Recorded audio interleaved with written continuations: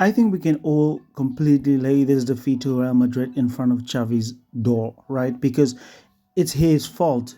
Because we're gonna talk about the lineup in this specific video, and I just wanted to let you guys know in future videos I'm gonna do shorter format and talk about different topics and focus more on different topics. So if you want to be part of all of that, please do subscribe to the channel. But let's get right into the lineup against Real Madrid. I have no problem with this lineup. It's only Sergio Roberto. Why isn't Joao Felix playing? You really want to tell me, Xavi, that you go against Real Madrid, arguably the best team at the moment with City, and you want to play two forwards? We all know that that guy was picked to basically overload the midfield. And then you had Balde, who's so out of form. You prefer him to keep the width on that left side? This is your fault, Xavi. Xavi has to take the blame for this. This is a really good lineup, except for Sergio Roberto playing as a left winger. But let's look at the average positioning, which is even worse. The furthest person on this pitch is Ferran Torres, meaning this is the only guy that basically meant that did runs in behind the defense.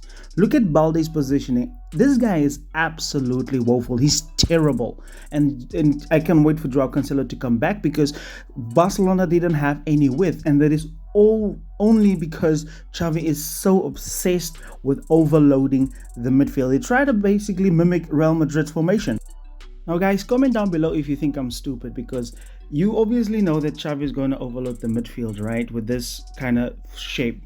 Because you already know that Real Madrid would have this like midfield diamond and these two guys up front. They can afford to play this way because you have Vinicius and Rodrigo, right? We all saw that in the half space Ferran Torres was operating there.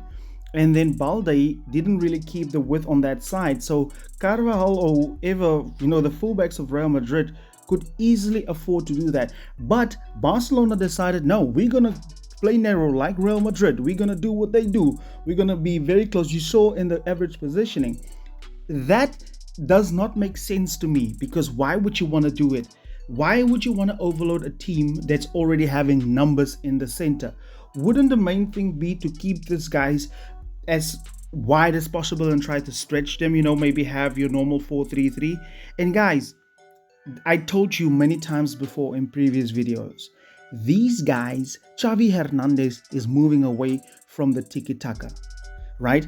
If you would have this normal 4-3-3, you can outnumber the front row of Real Madrid, and it's easy to understand. I don't understand why Xavi is not trying to bite from that. You can easily have numerical advantages. Jude Bellingham could easily sit on our pivot, right? But then we can easily have Iñaki Peña trying to find these fullbacks, right? You can easily pull this diamond out of shape. If the diamond presses the fullbacks, then you can easily get on the likes of Gundogan. But nah, Xavi wants to do the opposite. He wants to overload the midfield. And his obsession with overloading the midfield has cost us, guys. It has cost us dearly. Because if you have Ferran Torres and Lewandowski up front alone, we all know that Sergio Roberto was more like a midfielder rather than a winger. You obviously saw that. Then these guys have like 4 players who can easily mark our front two. And by the way, how do you go into an El Clasico with only 2 recognized forwards? You're looking for trouble. And I mean, this is just common sense as a coach. I'm not saying I'm the perfect coach for Barcelona, whatever the case may be. But I mean, it's just common sense.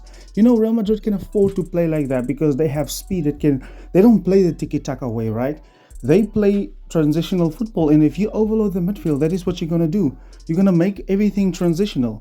And Real Madrid have the pace to get in behind. And I don't even want to talk about that high line that we had. But do let me know down in the comment section, what do you guys think about the game? What did Xavi do wrong? And I would like to hear from you. And do subscribe.